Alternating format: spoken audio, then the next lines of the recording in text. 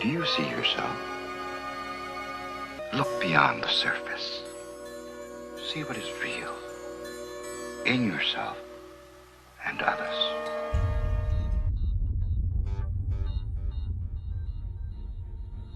Yeah, it would be a perfect world, wouldn't it, if no information was ever concealed from us and we could just go to absolute factual information.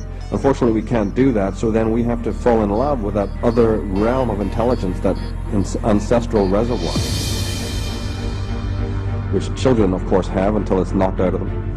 And we need to recalibrate that, because although it may be less formal and less organized than what we laughingly call fact half the time, it still can serve the same purpose.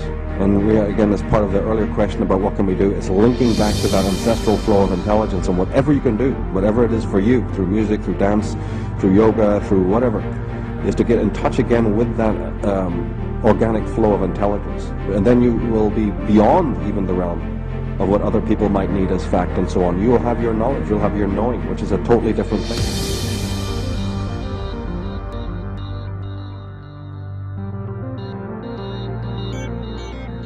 All right, well, welcome, ladies and gentlemen, to this special edition of Truth Warrior. I'm your host, David Whitehed, and I'm actually doing this interview on behalf of Modern Knowledge. This is something that myself and my partner, Chris Rusak, have created, and we launched our first tour this past year here, and it was very successful, and we've actually converted this into an online media hub. And the website that we have now, it's up and running, you can check it out, is modernknowledge.ca. And with the amount of interest and amazing support that we've had from people all over Canada, and also having tremendous amount of emails from people in other countries as well, we've already generated some more tours and upcoming events and interviews, etc. So the website, modernknowledge.ca, is the best place to visit so you can get all the information. And for today's interview, this is a historic interview that I'm going to be conducting with Michael Tsarion, and we're going to be discussing the female Illuminati. And Michael is actually going to be coming up to Canada and doing a series of talks on the female Illuminati. This has been some work that he's been doing for many, many, many years. And the last interviews that were conducted about this subject from Michael were probably about just over 2 years ago. And he's been busy doing a lot of research on these different points and has a lot of very detailed and fascinating information to share. So we're going to cover a few points in this interview today. We'll do a few follow-up interviews as well, so stay tuned on this. And this will all culminate in the upcoming events across Canada with Michael Tsarion about the female Illuminati. And for those that are tuning into this broadcast and are not aware of Michael's work, we'll give you a little background. Now, Michael was born in Northern Ireland, and he is an expert on the occult histories of Ireland and America. He is the author of the acclaimed books Atlantis, Alien Visitation and Genetic Manipulation, Astral Theology and Sidereal Mythology, The Irish Origins of Civilization, and The Trees of Life, exposing the art of holy deception, the path of the fool, and the disciples of the Mysterium. Michael gives outstanding presentations on the Western magical tradition, the Hermetic arts of divination, Atlantis and prehistoric ages, ancient Ireland and the Druids, astral theology, the origins of evil, secret societies, the female Illuminati, which we're going to be discussing today, the war on consciousness, subversive use of sacred symbolism, symbolic literacy, and psychic vampirism. And his website is msar.com, and you can also get more information on Michael, the tour, and the female Illuminati at modernknowledge.ca. So Michael, it is a great honor to be able to do this talk with you today. I'm very, very interested in this subject and what you have to say. So welcome to Truth Warrior, and thanks for taking this time with me today. Thanks, David. It's a great pleasure. Thanks for having me back on. Oh, well, it's... I must say thanks first off to you and Chris for setting up the tour we're going to do. I'm really excited and looking forward to that. Oh, as are we. And I think that we've got already so many people that are itching to learn more about this. They're excited that you're coming to Canada. I believe this is the first time you'll be doing a tour in Canada or any kind of event here, right?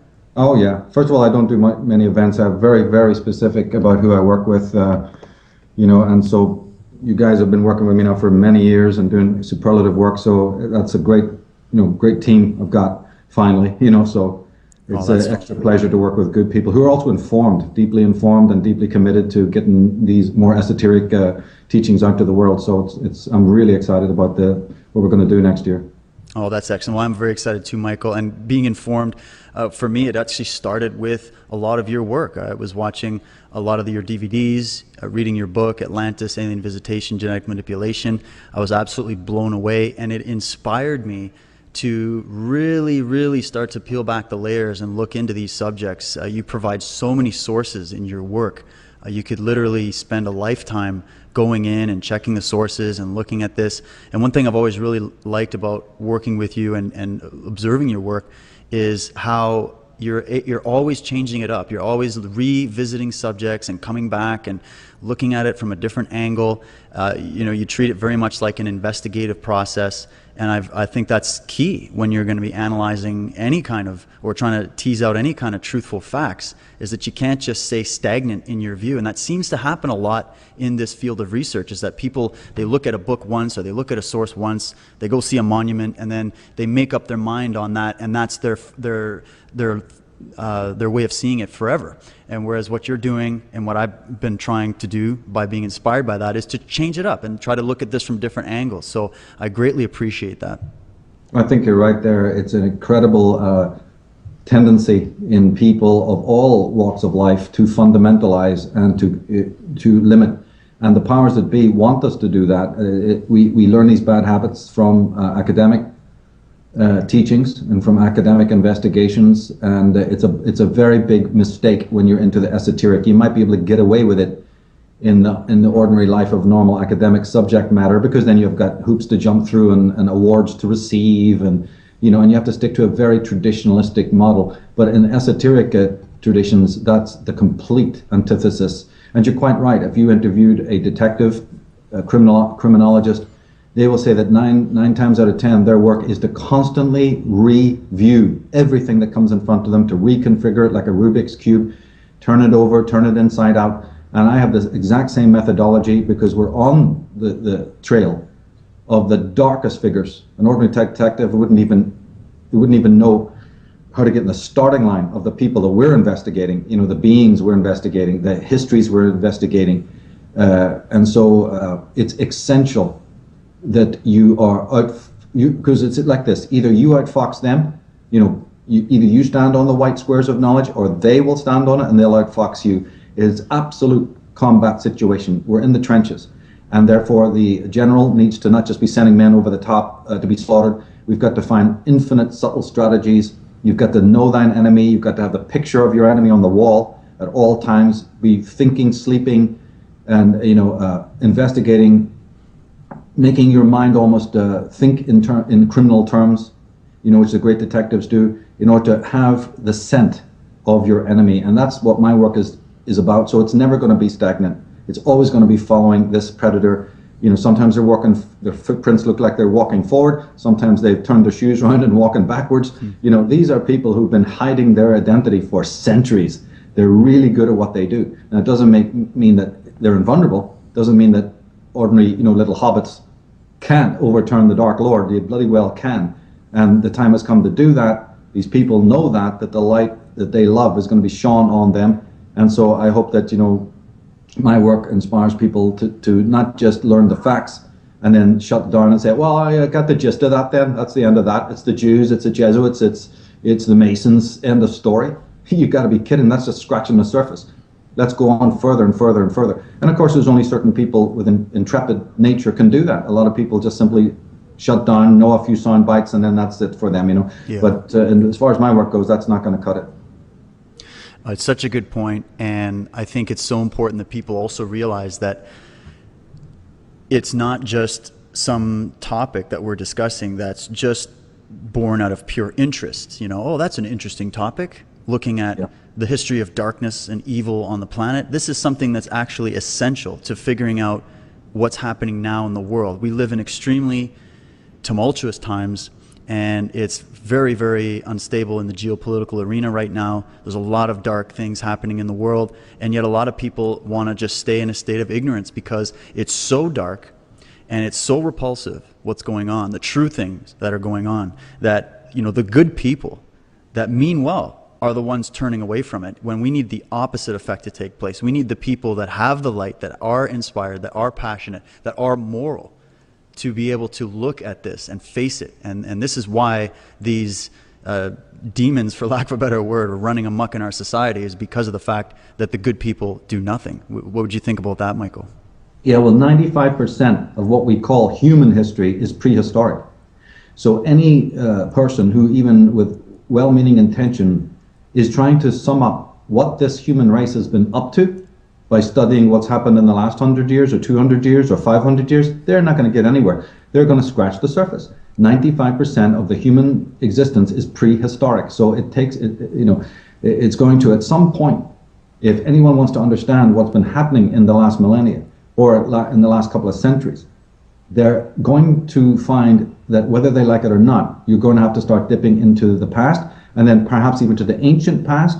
Then you're going to meet a wall, this wall I've talked about so many times before, where you're starting to enter into what they have craftily and cunningly called a mythological cycle, meaning we can dismiss anything about fairies and elves and wars of gods and powerful sorcery and weapons of mass destruction in ancient times. So it's okay for the Oppenheimers and all of these top people in rocket science, all the people that I mentioned throughout the Atlantis book, they've all believed in it. It's okay for Carl Sagan, it's okay for, Professor Obert and all of these other people to believe in it. But hey, you're not meant to break the code. You're not meant to start studying these ancient things. And then when you read what was going on, what the Celtic legends are saying, or any of the legends of the world, you're not meant to believe it. That's just folklore. That's just old wives' tales. And, it can be consigned to the rubbish dump. It's for children, and then even if it turns up in our modern world where it's being re-spoken through great science fiction, Frank Herbert's, the Gene Roddenberry's, the C.S. Lewis's, the Tolkien's, even then it's under the guise of fiction. It's entertaining. I read it on the train. I read my kids the Narnia Chronicles, but I'm not going to believe any of it. I'm too intelligent for that. Well, okay, keep on going. And as you say, our world is plummeting into darkness. Ignorance is rampant wall to wall. This technological dystopia is leading everybody to becoming robots with the loss of their humanity, but that's okay. I'm not going to believe anything my forefathers said about the coming of evil, the falling off of morality, or all these wonderful anecdotes that these ancient legends are talking about. And many of them talk about incredible things, as people who've read my work know. But to me, these are fascinating. They are telling us about modern times, and one has to be very respectful of it. Absolutely, and that actually kind of leads me to a question that I've been dying to get your thoughts on, Michael, and it relates to this idea of looking at a lot of these ancient texts. It seems like there's two camps, and I've had many people on my show that come from both sides of the fence. I think they bring great information, but there's a difficulty bridging the gap. And those two camps would be, when looking at a lot of these ancient texts, one camp, of course, takes a purely mythicist position, where they think, yeah, it's just for kids, it's fairy tales. Or, on the other hand, that it's just, it's all allegorical. You've covered a lot of astrotheology in your work as well. Some people interpret every single sentence, word, and line in these ancient texts as being purely allegorical astrotheological myths, encoded stories, if you will. And so I'm sure there's a balance of that as well. But then on the other side, you have people that are like, well, no, there's no great esoteric teaching in these writings. They are pure history, you know what I'm saying? So it seems like there's two extremes. And because you've done such great work on both fields, I wondered what your thoughts would be on bridging that gap, on the fact that, a lot of these texts are referencing both historic, and there are also astrotheological motifs in there as well. I've been up against that problem since my early 20s, perhaps even before. We're, again, friends in Belfast, friends in Ireland, then going over to America. And I've tried to, my words automatically when I'm talking to people about these fascinating subjects, they are oscillating. They're like glazing over because, wait a minute, you mean to tell me that the Bible and even the, Popol Vuh or, these Irish myths you keep talking about, you're bugging me. This is just folk tales. Why should I think about it? And I'm talking to them as if it's quite literal. So you run into this issue where, and even me can sometimes wonder, I mean, what is this, and so it is a constant daily, checking of that to really discover, and nail it for yourself. that there is indeed these two great traditions. I call them just the exoteric versus the esoteric. And of course, we don't negate one for the place of the other. You have to always balance both. There's lots of exoteric things to study, which is how I got started, by going and looking around Belfast and taking measurements of geomancy, and also looking at the symbolism that's right there. They haven't concealed it. It's right there in front of somebody. So that's exoteric. It's right there. There's red dragons, those Masonic symbols, and whatever else, all of these different statues. These are exoteric to the extent that there they are in 3D. But then once you start deciphering and decoding, you automatically are then stepping into a more shadowy, esoteric world. Up until very recently, nobody was interested in that world. The Holy Blood and Holy Grail that book was only written in like 1980 or something like that. And then, the Da Vinci codes of latter years. And then the appeal, then you have to deal with the appeal to the masses. So still the masses of the world. I mean, people listening to your show, listening right now, they're already pretty much into the esoteric tradition, and it's a no-brainer for them. But the vast majority of the world to this day is still uncomfortable with that. They cannot grasp that these, even to take the Da Vinci Code scenario, if we hone in on that, the very idea that book and books of its nature are trying to tell us, which is that there's an exoteric and an esoteric within Christianity, mostly throws people for a total loop. Opus Dei and the Knights, those guys, the Knights Templar, okay, so they're over here doing something, and then we have these, are they the good guys? The Pope, the Vatican, and then if they switch it, and if a dramatic work tries to switch this around, like, no, it's the more shadowy guys are actually the good guys, can you download that? And these more official guys, the Pope and his coterie, they're kind of bloodthirsty evil. I mean, that's just no-brainer beginning stuff to anyone who studied 5 minutes of history. And yet the masses of the world find that so exciting that they're lining up to see it in a movie form. So what do you do with that? Well, you go, okay, that's good, even though, one could say, I wish people had grasped this years ago. So mankind takes extremely small steps. New ideas take generations, not decades, to sink into people's minds. So you have to look at it as, yeah, it's bittersweet. We say, oh God, I wish they knew more. But at the same time, I'm glad they know this much at least, because now we can build upon that. So it's going to be a constant in your individual life with your individual friends. You're going to find this dichotomy that you spoke of, and also on the broader scale, when you start writing books, doing public talks, whatever, you're going to meet it again, where you're going to have beginners of beginners coming in, clueless, frightened, hateful almost, muck slinging at you, and you just have to look at them and say, okay, carry on what you're doing. It's not going to stop me. I've made a lifetime study of this, so we go forward. And then you can maybe nudge forward, like I've done in my work, to say, well, both these esoteric and esoteric cabals are psychopathic. And there's also good guys in both. So it's not that because they will think that you're a fundamentalist trying to say, oh, now you believe in the pagan form of Christianity. Well, we've been taught not to like that. I go, no. I'm saying that there's good people in the exoteric branches. There are good priests out there, good clergymen, they're very moral people trying to do good. They're not all evil. And then on the esoteric side, there are great white magicians as well. But also you get psychopaths in each. So I'm not a fundamentalist saying I align with one or the other. It's just that as a researcher who knows things about these secret societies, you try to then introduce your audience to the fact that there's a certain kind of psychopathy that is, as I said before, infinitely greater than any common garden detective has ever encountered in his life. I mean, these are people who've seen cannibals eating their victims, all right? Even that's small potatoes to about what's been going on the higher level of the Queen Victorias and, these more malicious creatures at the top of the ladder. And they smile for the camera and everybody dribbles. But the thing is, these royal families and the people behind them from whom they maintain order, you have no idea of the psychopathy we're dealing with. So it takes many decades for a person even to get round to that, because the kind of evil that they're even thinking of is more your Walt Disney cartoon version.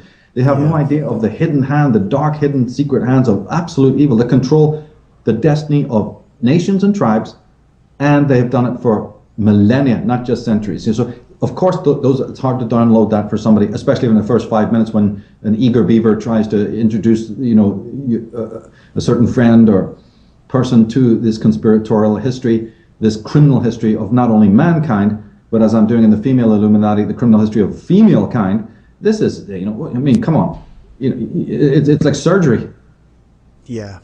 Oh yeah, it is, because it's, first of all, it's new, and of course most people are afraid of what they don't understand. So if they look at something and they hear a sound bite and then they make their opinion about it, most of the time it's coming from a fear-based reaction, or it's just a knee-jerk reaction where they criticize it instantly right off the cuff. I mean, anytime you even use the word Illuminati or the Illuminati, most average everyday Joes are just going to look at you sideways like, what are you talking about? That's just for the movies. That's just Hollywood. There's no real Illuminati. You guys are crazy, right?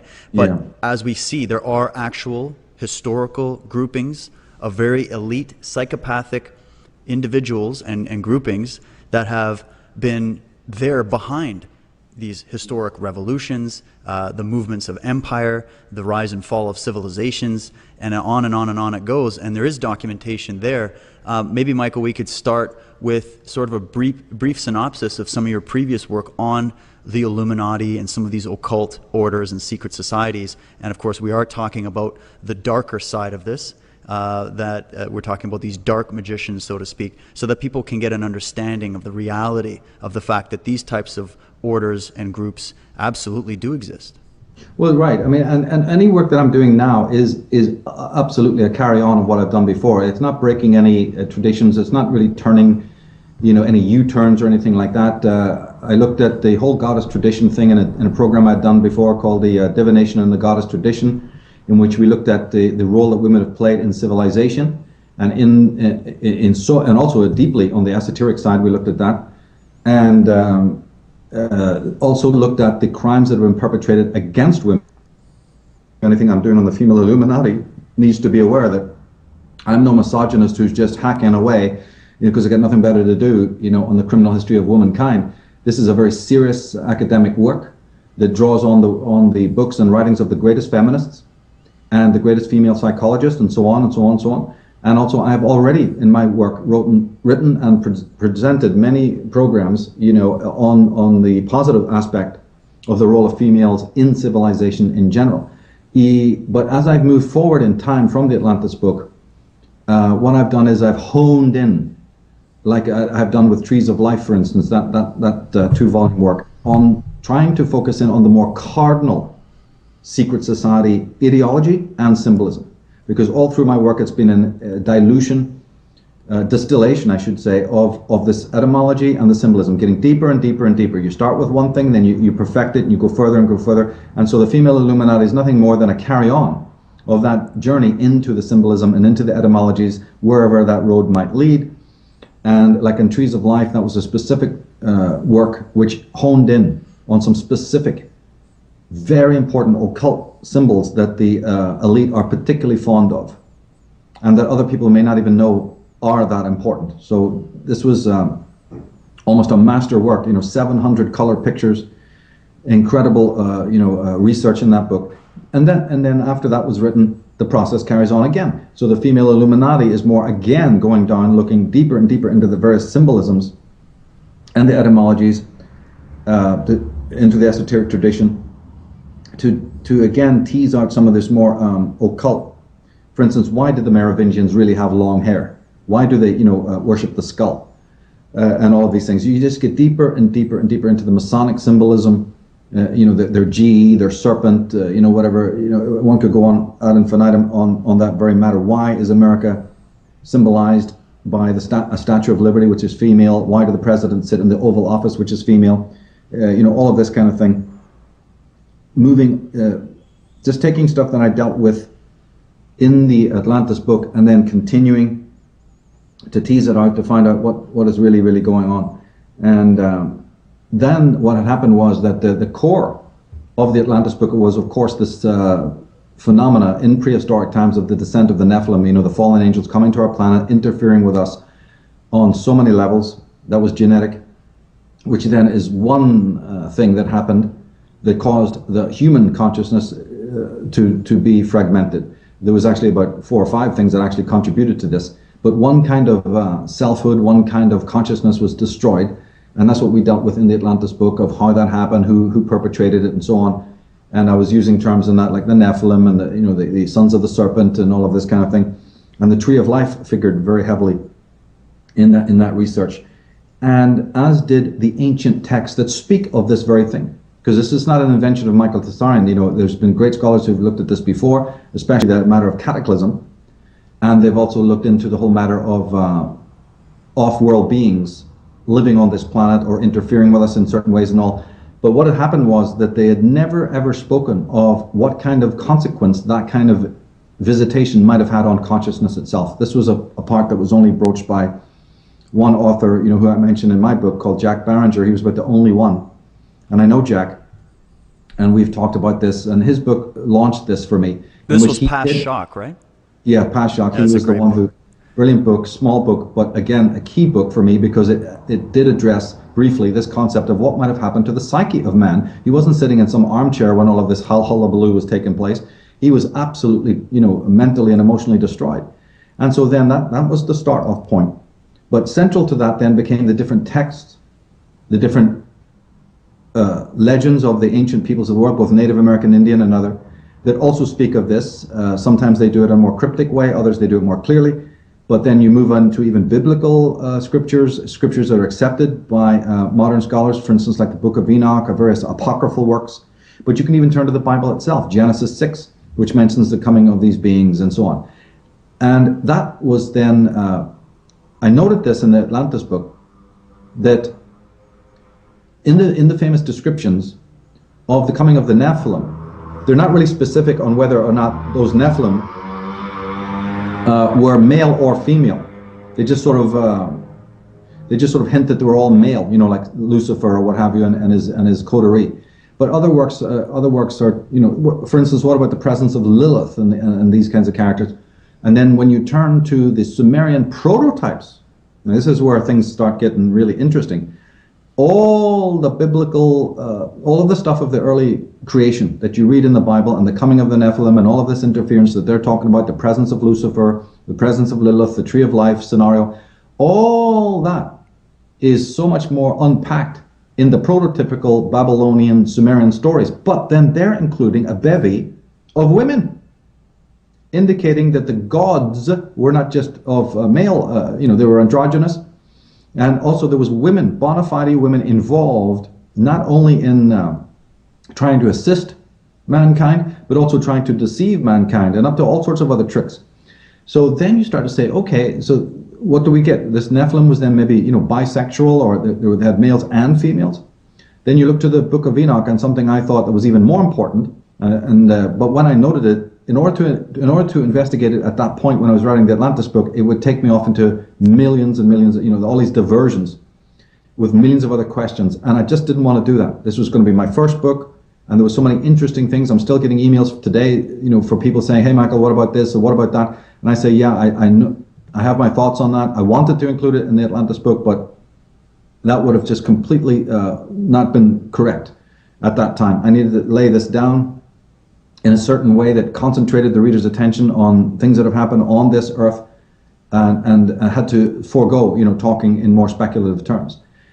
But the thing that I was going to mention is that in the Book of Enoch, when it talks about how the Nephilim seduced, quote unquote, you know, or came in upon the women of the earth and tried to conceive by them, and there's other works that even show you that they did try to have normal conception, and that went completely awry, and some strange hybrid beings were being born, and that didn't work. Then there was a change in tactics, you see, and I believe that change in tactics was a genetic thing, in which genetic children, these hybrid children, were born.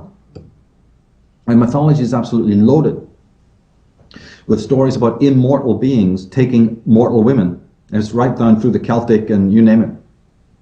There's so many traditions have this motif. Now, why? And I'll tell you why. It's because it happened.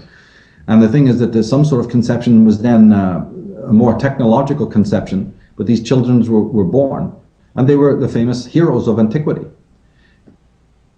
And it's raising those children. Just in, you know, people who are new to this should ask themselves the question that every single tyrant that's ever lived on this planet, from Godfrey Bullion down, didn't they have mothers?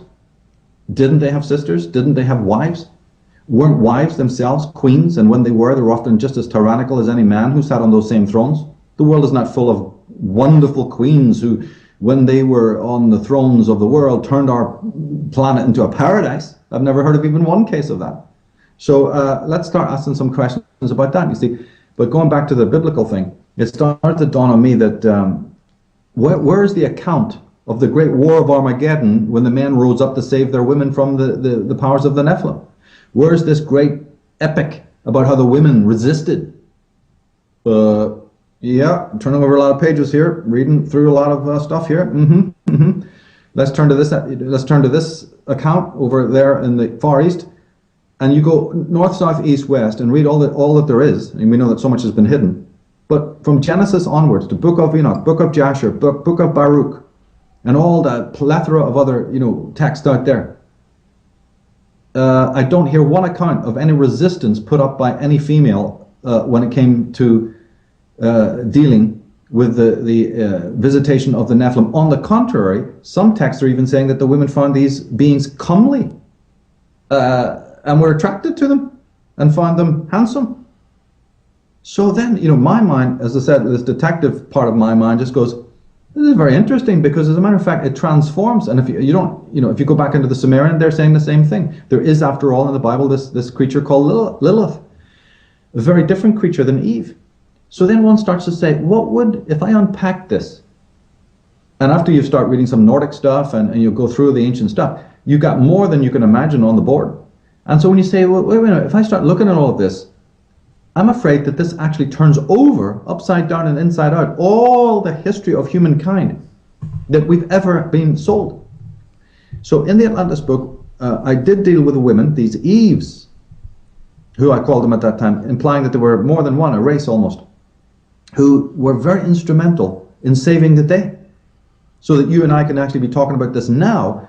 There was an enlightened group of women who didn't go for the contract and resisted the power of the Nephilim and the latter warlocks that the original Atlanteans had given rise to. So for a period of maybe centuries and maybe even longer, there was a fallout in which the women were instrumental in setting up much, much more positive civilizations. But then it occurred to me that not every woman would have probably gone for that gig, good as it was. What about these other women that may have, as these texts are saying, went with the gig and did collude with the enemy, so to speak? And so then this opened up the door for me to start slowly putting together the story of the Dark Sisterhood, dipping again back into the esoteric tradition. But one other thing before I finish needs to be mentioned as well, and that is that when these sorceresses and their masters unleashed the various kinds of warfare, maybe even a bacteriological type of Holocaust, you see, that wiped out the whole male race at the time because they were relying on their technology, you see. And just like I mentioned in the Atlantis book, they relied on their technology and didn't need the musculature. And when the women were seduced, they also said, we don't need these Mark I males, and so we're going to wipe them out. And I believe that a genocide of that nature did happen, and I believe it happened globally. And then the next point is, why don't we know about it? Is because of trauma. As I've always pointed out throughout my work, trauma, trauma, trauma. You must understand trauma through and through. And even on a basic trauma that happens in daily life, or the more correct technical term is dissociate from that trauma. You actually just forget about it and then forget that you forgot about it.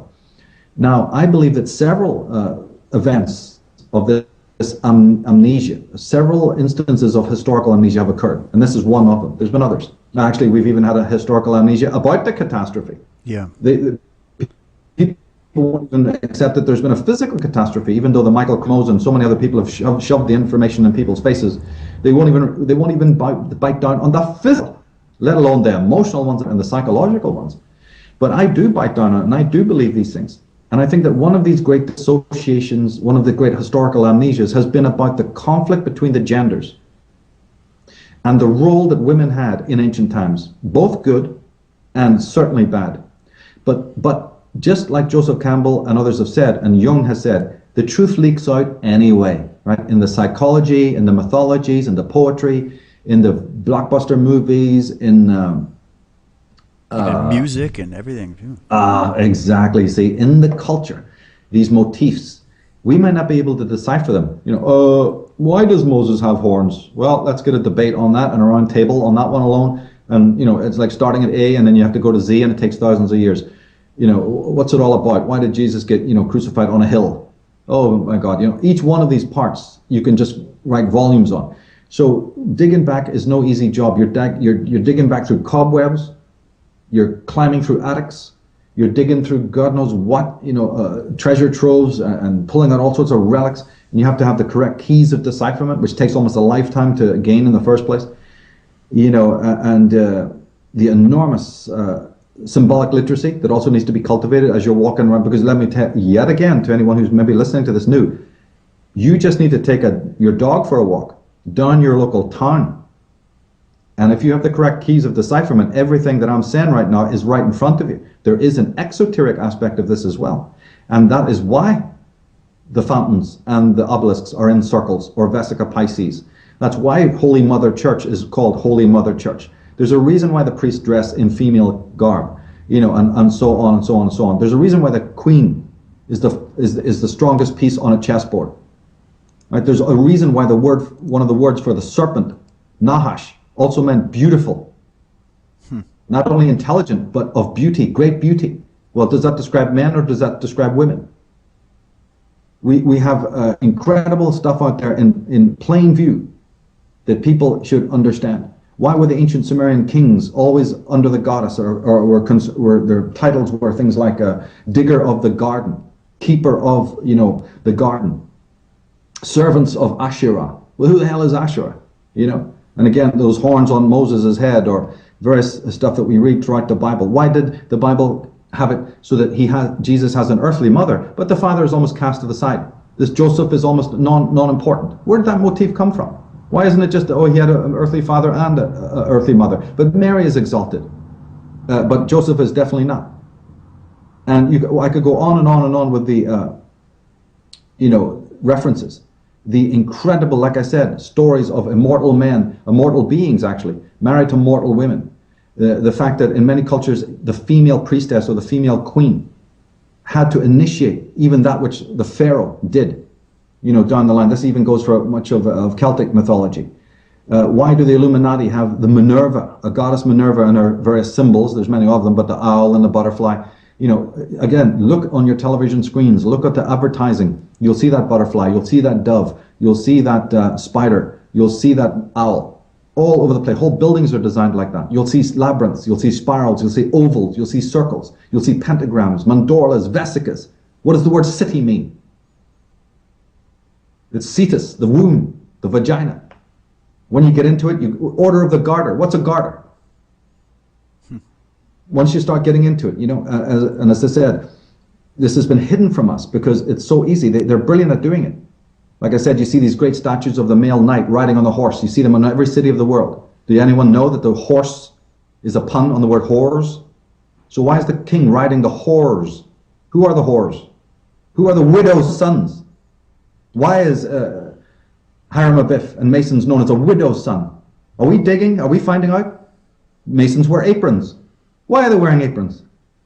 Who told them to do that? Who told of all the designs you could have, the presidents are sitting in an Oval Office? Everything about the initiation of the Declaration of Independence, the United States Constitution, and the building of not only Philadelphia but Washington D.C. Every single part of it happened under two signs: America's natural birthday, Cancer, the female sign, and the other sign is Virgo, the most important of all the female signs. And then under specific stars like Sirius, which is sacred to Isis, Spica, right, which was again sacred to the female goddess. Oh, why? Isn't there any male stars or conjunctions or aspects that they could have been working with? Sure there is. But even in the Battle of the Boyne, and then you start building this out. They say that Ireland was discovered by a daughter of Noah. Why not a son of Noah? Who is this Casser that they claim came out of the flood and was the first person to set foot on the Ireland after the deluge? So you're bumping into this stuff all over the place. As I say, we deal with the esoteric aspect, but one only has to, what's the most famous cathedral in France? Chartres Cathedral. It's built over the site of the ancient goddess. You're tripping over it when you start getting into it. There's not a hero you can think of, from Cuchulainn to Finn McCool to I don't know who wasn't either initiated by a witch or a female personage. Even King Arthur got his sword from the so-called Lady of the Lake. As I say, it goes on and on and on. It's just, we'll be dealing with this stuff because we have to start, again, as you said at the beginning, turning this Rubik's Cube around, walking around the crystal, fondling it, You know, who are these prostitutes that the modern masculine patriarchy rescripting the power of this ancient cult of women, or these sects? It's right there in front of you. It's just that they call it the fallen women or the prostitutes. But you want to do some etymology and to find out that that word meant herodolai, beloved one, sacred one. Do you want to do some etymology on the word Mary and find out that that meant beloved one, and always referred to one of these extreme high class female powers? They were also called virgins. Virgin is one of the actually most misinterpreted terms you could ever come across anywhere, especially in the literature of the world. The simple term virgin birth or virgin, my goodness, that word alone will lead you on a merry dance, you know, let alone getting into all of the other Kabbalistic symbolism that Masons are all with their insider smile. You know, it goes on and on and on, you know. It's so interesting, Michael, and there's so many incredible points in that last talk you were doing. And it's just, if you think about what you were mentioning about how just in the game of chess that the queen is the most powerful piece, we have these sort of sayings that people say and they don't really think about the meaning of it, which is that, you know, behind every great man is a greater woman, right? And you look at the very characteristics of you know, women in general, and this isn't, like you were saying, this isn't just a discussion of trying to say this is a battle of the genders that we're trying to incite here. This is an examination of the genders and why there are certain characteristics that are more dominant in women and other characteristics more dominant in men. It seems that you know, women are very good at organizing. They're very good at you know, doing, you know, multitasking and things like that. There's certain, it seems as if there's certain talents that are instinctive that they have that could, you know, easily be used for either good or evil, right? And if you go back historically, and you were mentioning that there is sort of like this group of females that may have rebelled and tried to stop what was going on, this group of Eves, maybe a lot of women don't think of the origin of the suppression of women throughout history as being from women themselves, right? Yeah, and then there's absolutely good reason for that. We have, because remember, in my work, I'm never underestimating the cunning, cruelty, absolute psychopathy of the males that have been, you know, of the extremist version, the malignant masculine, which you cannot look at any malignant femininity without always balancing that out. I know people will still spit at me, you know, even though I do that. I know even though my work has done it for years.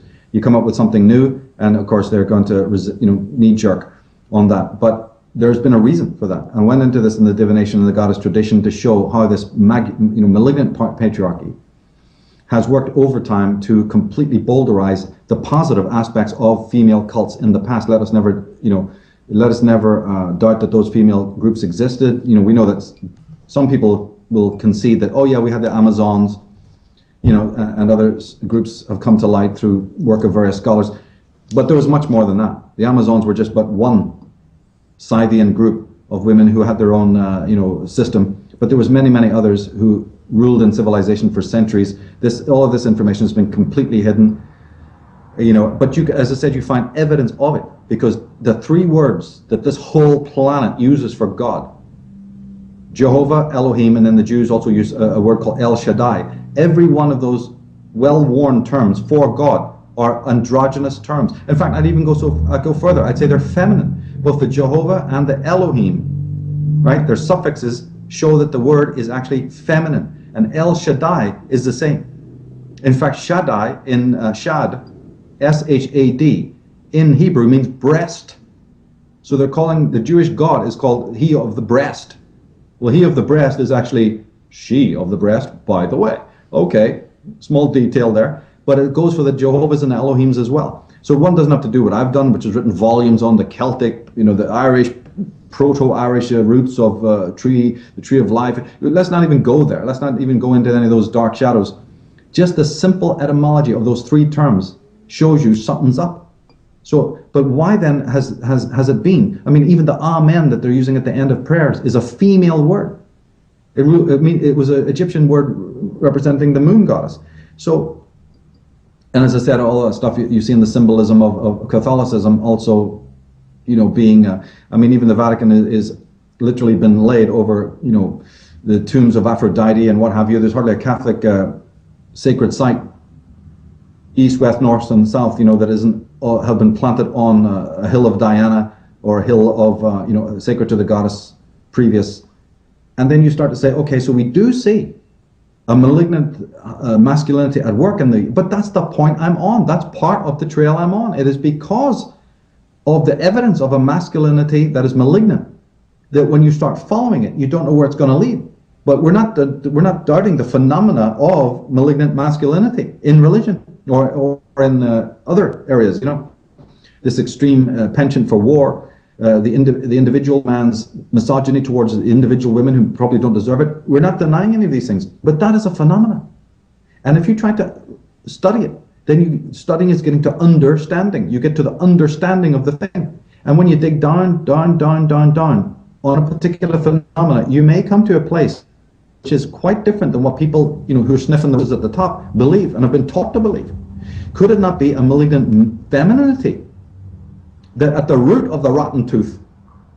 So that would mean that the masculinity, and I'm speculating here, but the malignant masculinity, which has been the bane of thousands of years, could have its roots in something prehistoric that, as I said, happened, but then there was an amnesia that we do not know about and can almost never know about. And that all the other scholars, both exoteric and esoteric, have missed this piece. Well, I'm the kind of person who says, I think they may have done, and I'm just going to carry on. I don't conclude yet. And when I present my work on the subject, I don't ask people to say, this is the end of the story. You can come to your own conclusions. You can say, I think everything he said is bullshit, and walk away, and I'll be quite happy. Or you can say, this movement is very special. Like Michael says, we're standing on a pedestal, which is the best time we could possibly be on to review some of the things of the past, because our forefathers just simply didn't have the internet, and they didn't have the books, and they didn't have the scholarship to rely on. Geniuses may have conceived of some of these things, but my God, they could never do what we're able to do today. And we owe it to them to look clearly back at history, because we have been had. And therefore, this is what I'm doing. And people can either join me in that experience, or they can immediately become fundamentalistic again and say, no, I'm going to stick with what I've been taught by the establishment. And that's okay. That's okay. Yeah, it's up for everybody to do their own inner searching and external searching as well. They're going to have to take this on board for themselves. And Michael, as you were talking, it was getting me thinking about some of the things you were bringing up in your talk on 2012, how you were talking about racial memory and genetic memory and phylogenetic memory, cellular memory, etc., of how there is a memory that's carried out throughout the genes and throughout history that a lot of even psychologists have talked about, like Carl Jung, etc., and how this has had an impact on even human beings in a modern time. And I think we underestimate how these traumas from the past have affected us today. And it also brings into mind some of these myths and legends talking about the birth of the genders. You were referencing one of the quotes, I believe, I'm not sure who quoted it, but they were talking about how Zeus was sitting around with the Council of Gods, and they were figuring out a way to maintain their hegemony over the human race. And so they said, well, let us cleft them in two, and that way they'll be forever searching for their missing halves. And it just sort of, for me, was the quote of this, the beginning of the battle of the genders and all of these different things. And so when you get into the myths, and then you look at the race memory, and you look at the evidences of today, and as you said, you get into these malignant female characters throughout history. You even get into the birth of having women considered citizens and people, back in when, but this was of course financed and set up by, I believe it was the Rockefeller coterie, when they were trying to liberate women's liberation. There was funding, and there was organized funding and structure behind that. So a lot of women today think that their liberation came out of something that was good. Oh yeah, we finally became recognized, but then we know that this was done specifically so that women could be taxed equally, and they could generate more control ultimately over both men and women. So there's all kinds of things to get into that, but I wanted you to maybe talk a little bit about how important it is, this phylogenetic or cellular race memory, and how we are underestimating how that still affects our consciousness today. Well, see, look how it affects us. If what I'm saying is true, right? For instance, that there was this dark sisterhood who, were their symbolism is on the front, but they themselves conceal themselves behind the masculine societies. Let's say the secret societies that we're familiar with, right? But then we start to get on the trail through looking at the symbolism on money and on coins and in the city squares and what have you, right up to things that we're in the age of Kali. Even some Vedic scholars believe our whole age is under a sort of a dark goddess. I mean, what more could you want than that? And as I say, the instances all over the world, from the Etruscans to the Celts to the ancient Greeks and certainly the Egyptians, the exaltation of the female, that the pharaoh had to become pharaoh by marrying the great royal wife, the approved female being, that every single structure, that means every temple, anything sacred that ever stood, from an obelisk to a temple, couldn't even be inaugurated. You hear about masons laying the stone, and you hear about Palava today. Yeah, but in ancient days, the stone was actually laid and sanctified by a female, by the priestess who represented the goddess. The symbol of the orb and the wings and the two serpents over the doors of every sacred place in the ancient world, from Sumeria to the Phoenicians, to the Canaanites, to the Minoans, Cretans, Philistines, and Egyptians, most famous of all, and even the Celts. That's a female symbol. So when you walk into the portal itself is dedicated to the goddess Nephthys.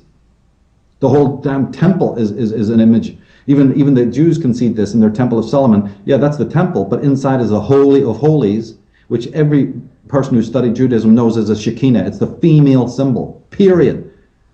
And then how the Shekinah motif turns up in the deep Kabbalah. When you're really studying the Kabbalah, you find out that the whole Kabbalah is a tree of life, ergo the female. But that tree of life then turns up in the Bible. You see, so you have to dive in. You have to become like this mercurial person who's able to study all of these things, have everything on the desk, get your arms around all of this information.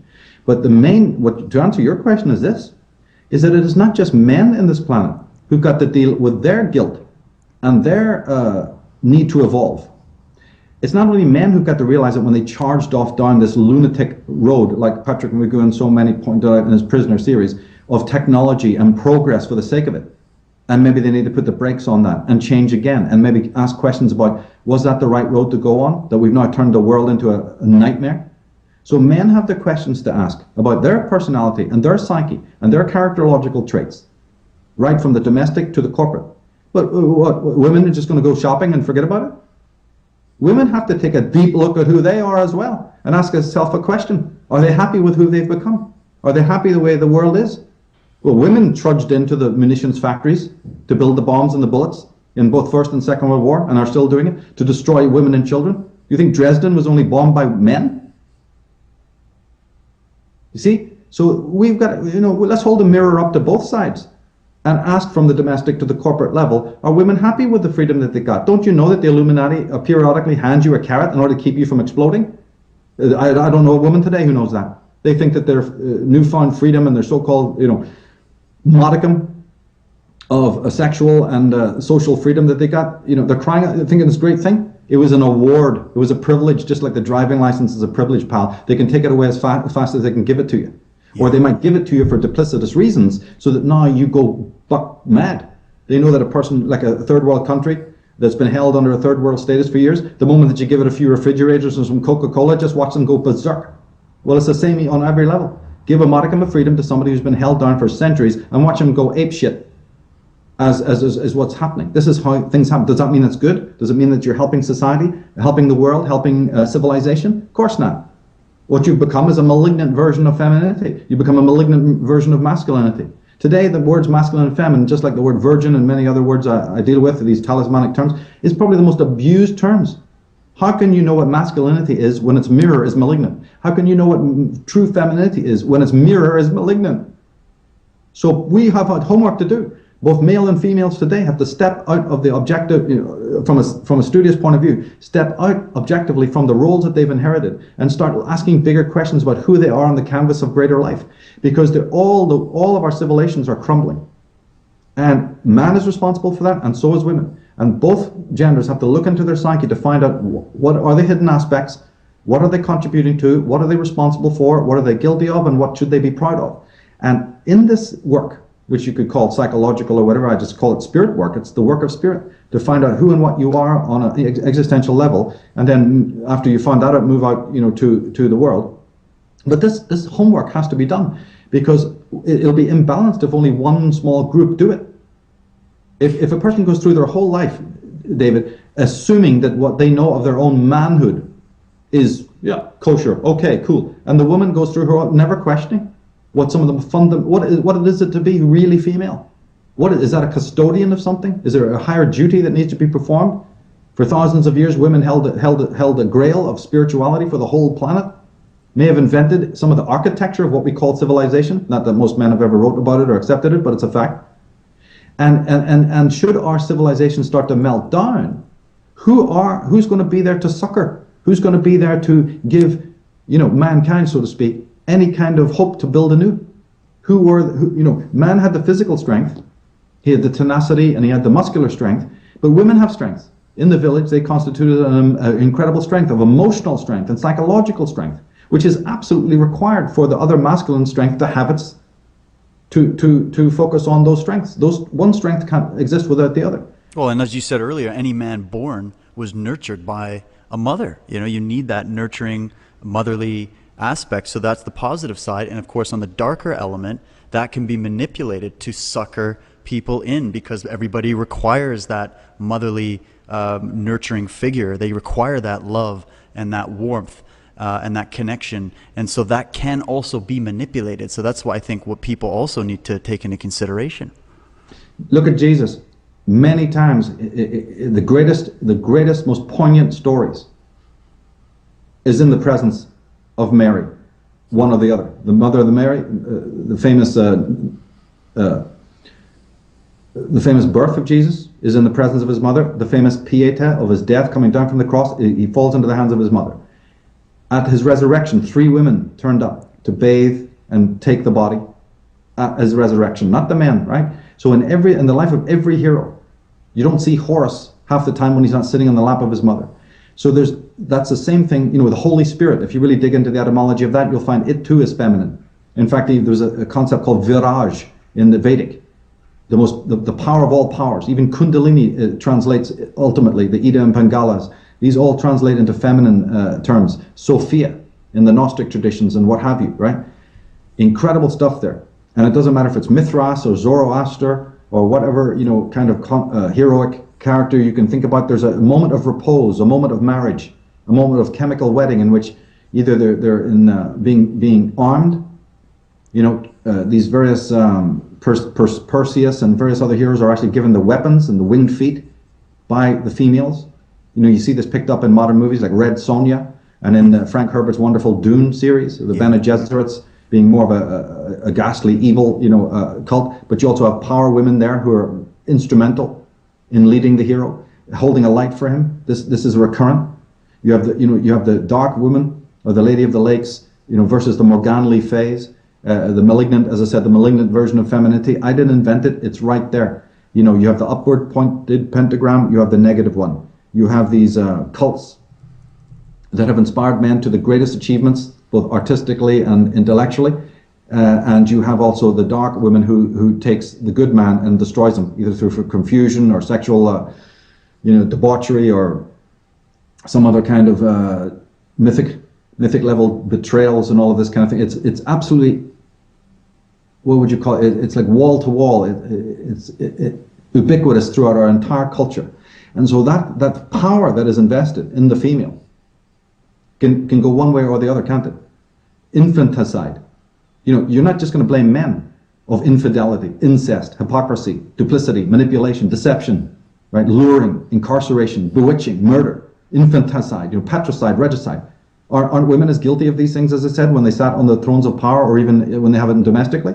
So anyone who can also contribute to the destruction of civilization, could also be the star women and the sun women, and you do see that. You do see a strivance to that, where in the New Age movement, that has been the good part of it, is that women have looked to their power, looked to their sovereignty, not want to follow those banal roles that have been handed down them to by malignant masculinity. And some of the women, unfortunately, react to it in a much more violent, and that's an emotional manner, which I don't think is good.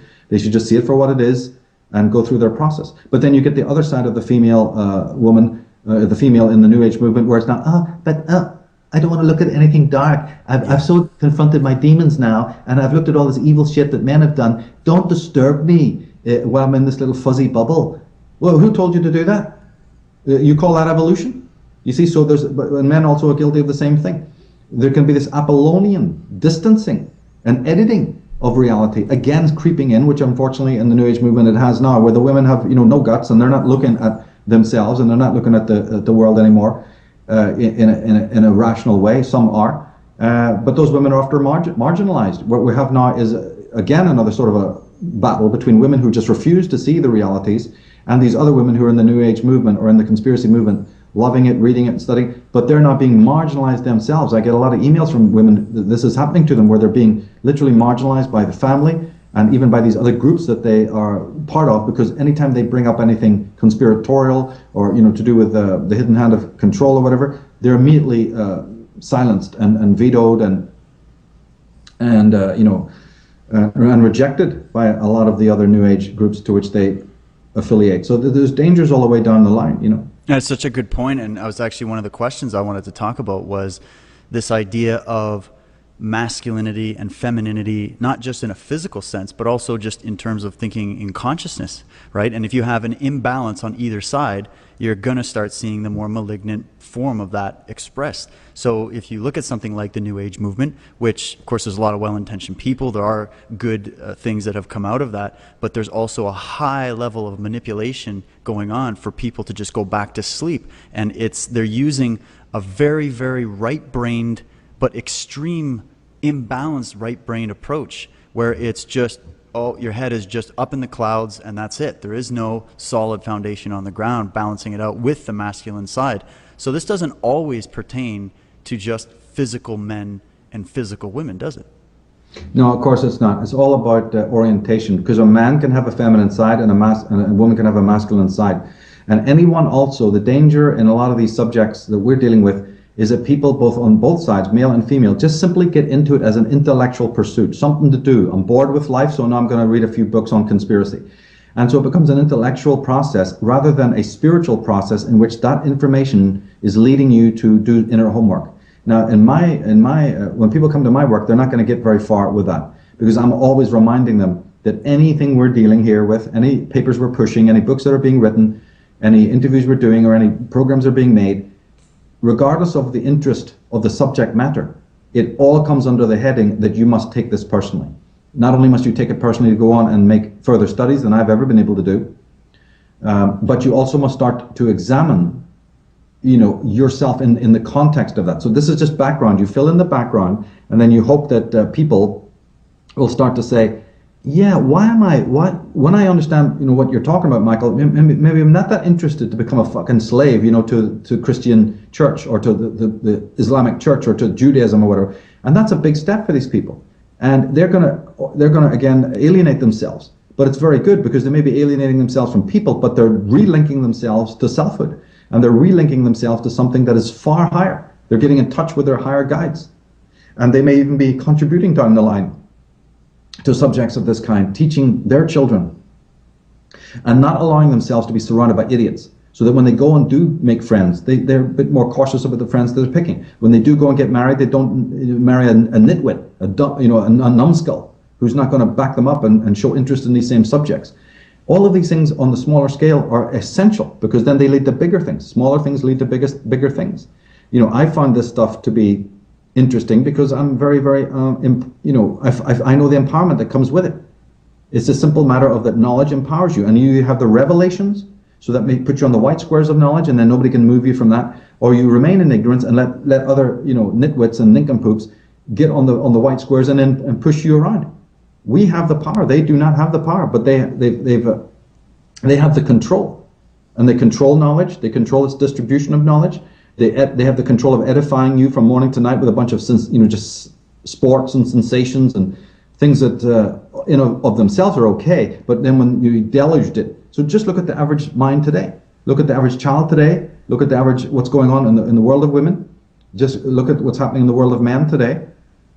And you'll start to see that this is extremely serious. This is not just ancient history or what have you.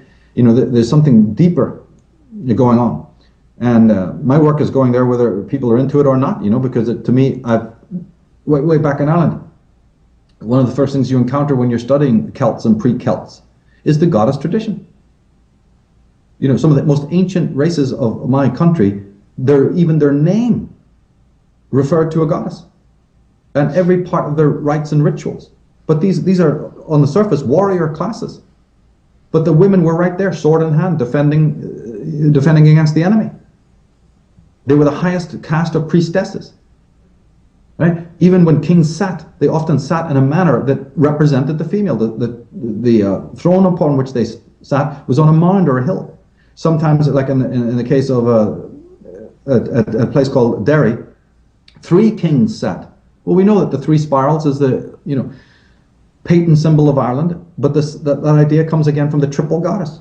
I've gone into this in my Path of the Fool series a little bit, and then and it goes on. It goes on where they understood that the whole earth, let alone the sky, was personified in a female goddess, or in some cases androgynous.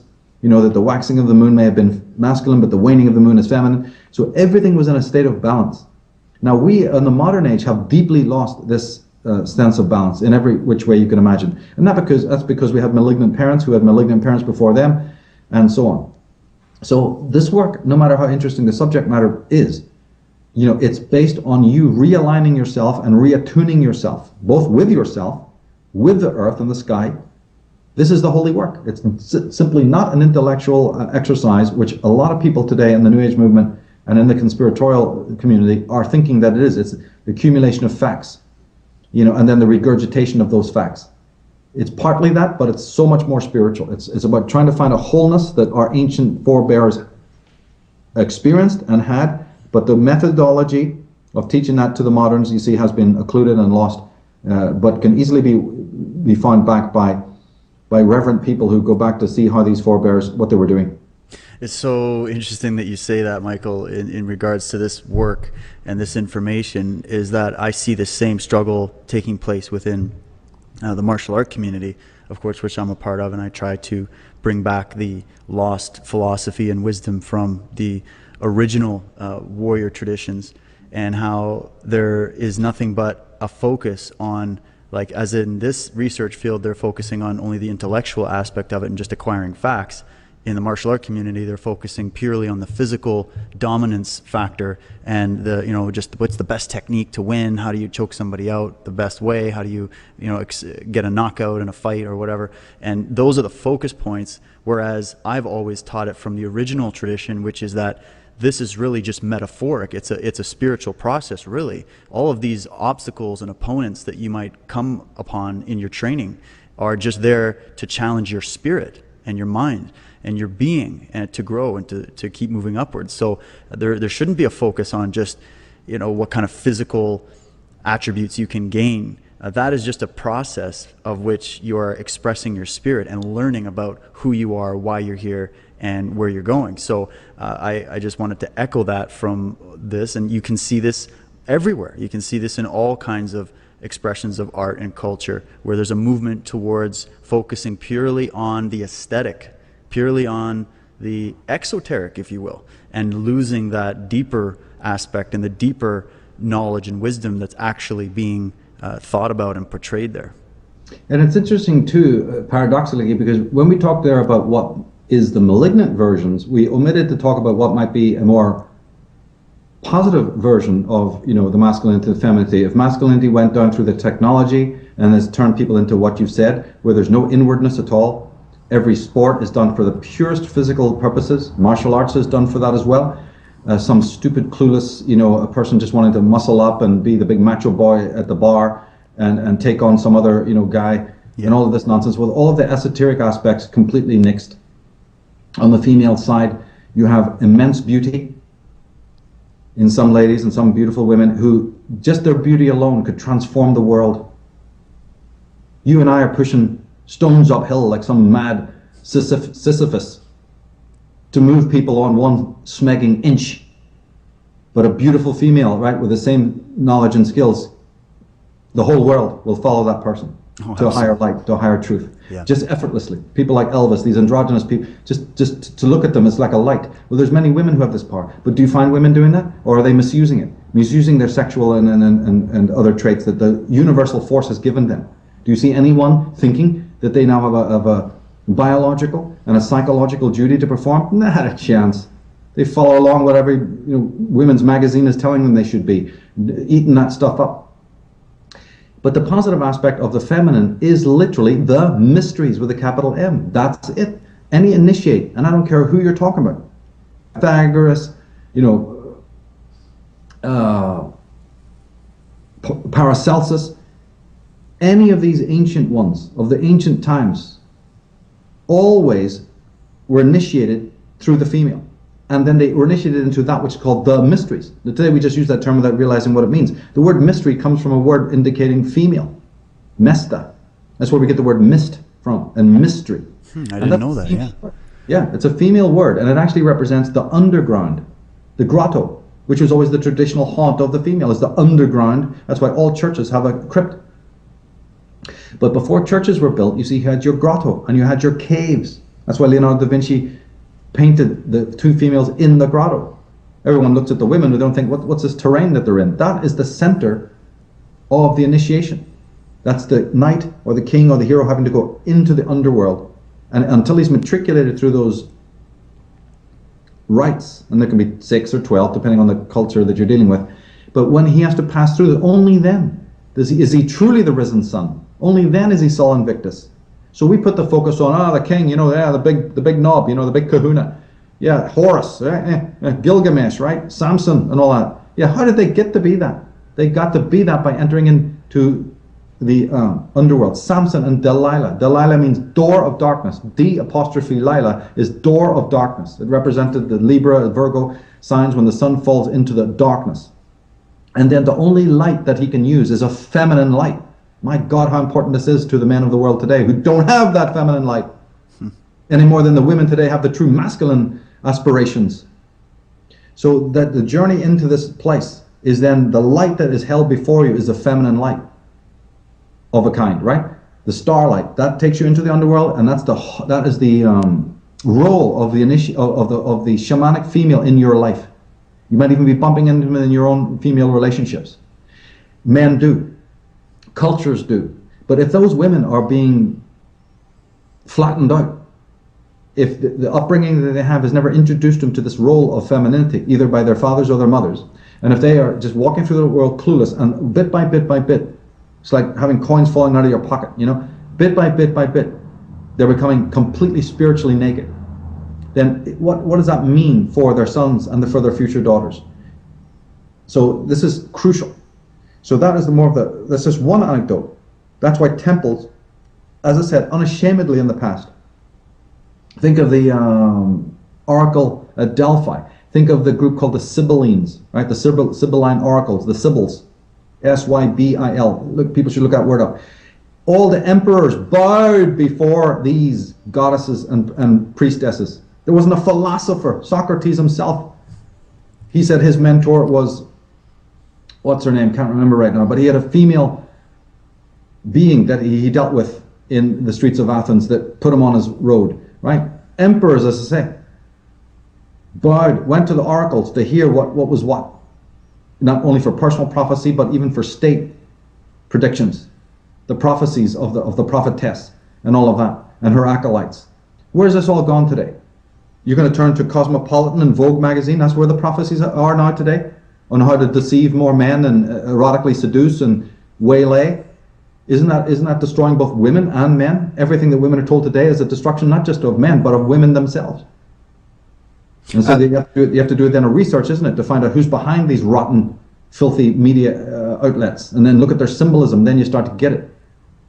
And it's in front of everybody's face now. I mean, you just look at the media and the way that we are seeing, especially young kids, looking at these so-called role models in the media, in Hollywood, etc., where it's actually just nothing but the worst kind of malignant femininity being danced around on stage for people to aspire towards. It's absolutely grotesque. And then to talk also about the real women and the real priestesses and getting into this, I remember that quote that you talked about at one point. It was a 5,000-year-old Gaelic Celtic prophecy where they were saying, and this is about predictions, I mean, look at the time we're in and listen to what this woman says. She says, "Then she, the priestess, added a prophecy in which she foretold the approaching end of the divine age and the beginning of a new one, in which the summers would be flowerless, the cows milkless, and the women shameless, and the men strengthless, in which there will be trees without fruit and seas without fish, and old men would give false judgments, and legislators make unjust laws. Then warriors would betray one another, and men would be thieves, and there would be no more virtue in the world. Like, holy crap, if you can't describe thousands of years ago what's happening now better than that, I don't know, man. That's at least 5,000 years old, and it was from Irish priestesses after a great battle. You find the same motif in the Nordic Edda. You find it in the Puranas of India, the fall into the Kal age. And it's called Kali because she represented the dark side of the malignant female. So this is what set me off in this research. So we have to sort of come down to earth and realize that there was a vision that people had in ancient times, not just, recent times, but in very ancient times, seeing the fate, because they knew about cycles that we have no clue about. Then these stories came down, and you do find them in the fairy tales, you do find them even in the Bible and other sacred works, there's no question about that.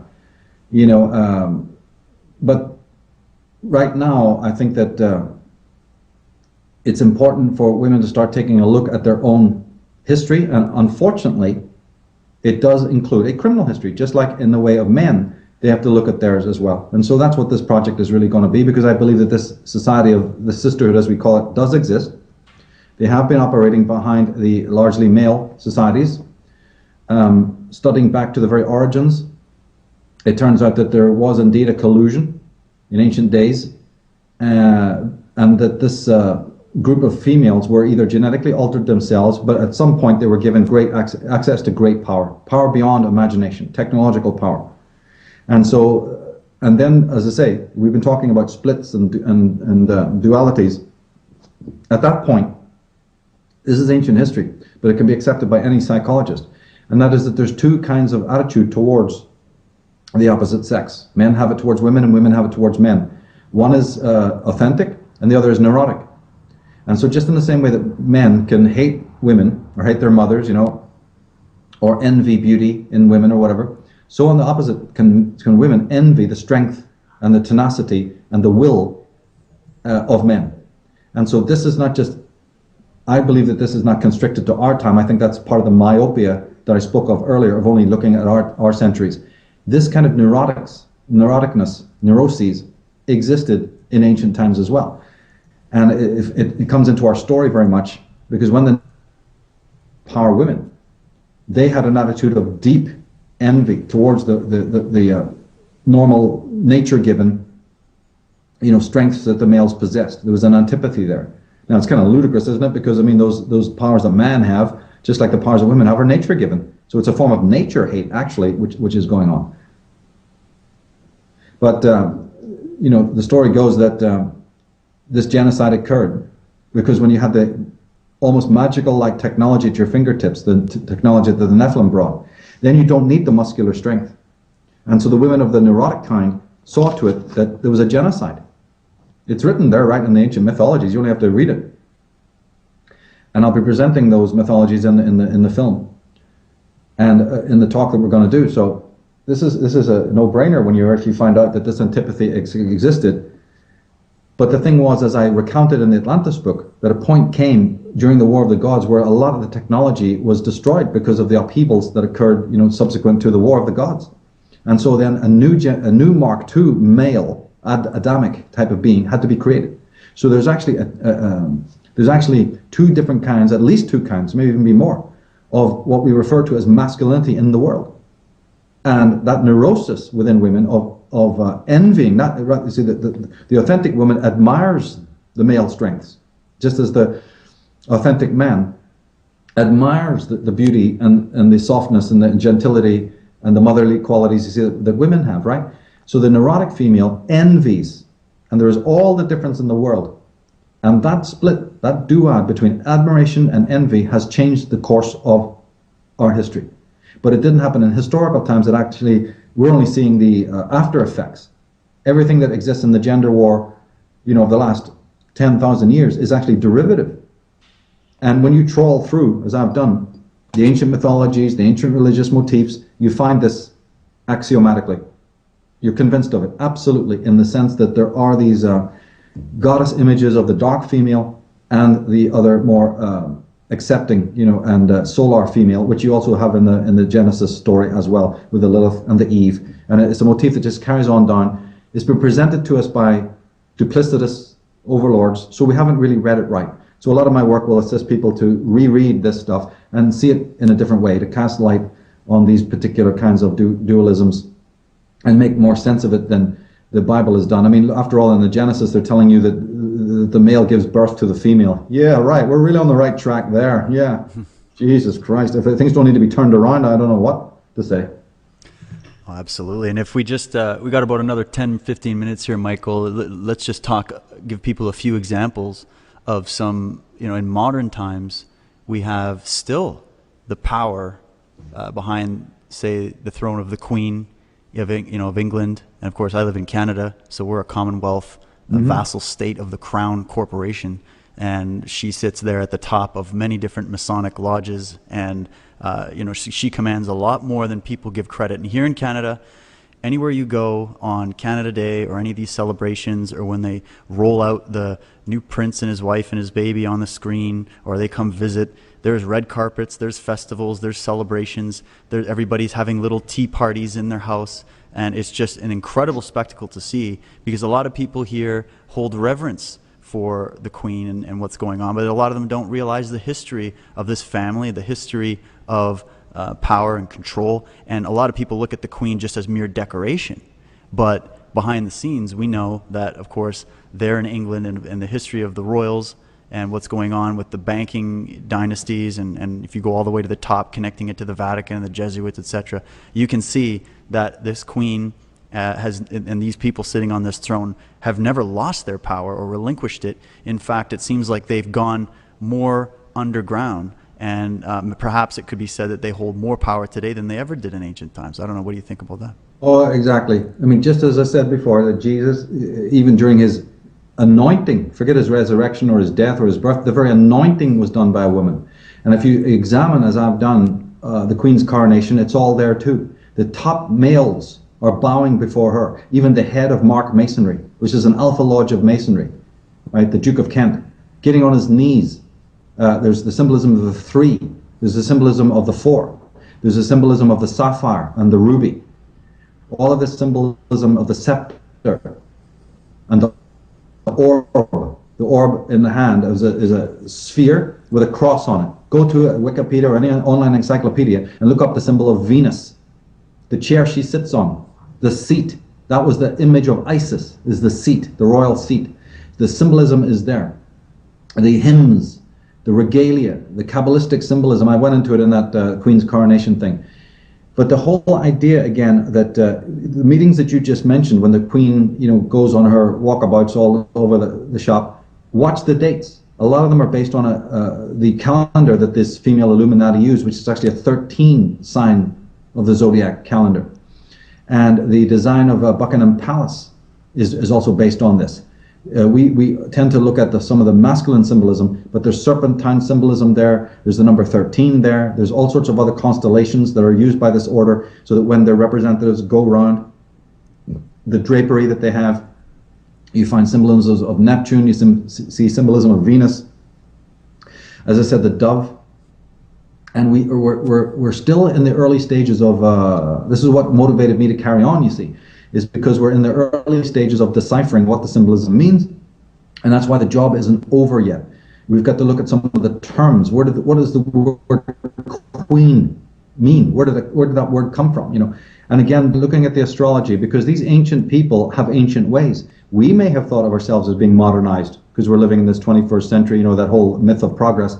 But these people hold on to the traditions of great antiquity, and they haven't stopped. So when a researcher like myself goes into looking at these matters, you've got more than you can handle, because these people still obey and still honor some of these ancient rituals, which when you know how to decode them, you see, it all goes back to Semiramis and to Isis and what have you, to Cybele, for instance, a very important goddess, talked about in the Path of the Fool series. So it's all there. It just takes the curiosity and the understanding, as you said originally, to not fundamentalize, to not become rigid, and to keep on, reinvestigating and reinvestigating, and take what you think you know and turn it around again and look at it in different light and in different ways. This is essential for this movement to continue. Absolutely. And I think that's really the message here. And I just want to encourage people to check out the work that Michael has already done. Go check out, the different websites. You can get everything at mtsar.com. And of course, you can, for this subject, femaleilluminati.com. And I also urge you to go check out modernknowledge.ca for more information and upcoming videos. And Michael, we're going to be doing and organizing some follow-up interviews for people and getting people ready for the upcoming tour that we're going to be doing here in Canada, talking about these subjects. I very much look forward to it. Each event is probably going to be a good 6, 7, who knows, maybe even 8 hours long. We're going to cover a lot of material about this, so we're going to get into the details. And Michael, maybe just in the last couple minutes, if you just wanted to share any other things about how the talk is going to be structured and some of the other points you're going to be bringing into it for people. Well, exactly. I'm looking very excited now to doing this. It'll be the first time ever live on stage doing the Female Illuminati in Canada next April, late March into April. I'm very excited about that, to share this work with everyone. Thanks to you guys, David and Chris, for letting us do that. And anyone who wants to keep in touch with us, make sure you send us your email to be personally informed about the final touches on the film, Female Illuminati, or the dates and content of the event coming up. Visit me at michaeltsarion.com. You'll find connections to the social media on that site. You can go to femaleilluminati.com, where you'll see some, again, background information. There's a constantly updated website. Or contact me personally, so we have your emails, so that you can be kept up to speed with what's going on, because I believe this is an information that's actually crucial to get out at this time. Absolutely. Well, Michael, thank you so much for taking this time, for getting into these subjects. I look forward to discussing this more and looking into this more for myself. I'm very excited as well, as is Chris, about the upcoming tour in March and April there. So let's hope that we get enough support for that event. So folks, please support the work. Check it out. Research it for yourself. Again, the websites are michaeltsarion.com, femaleilluminati.com, and of course, modernknowledge.ca. And that'll do it for us today. So thanks again for joining me here, Michael. You're welcome, David. Talk soon.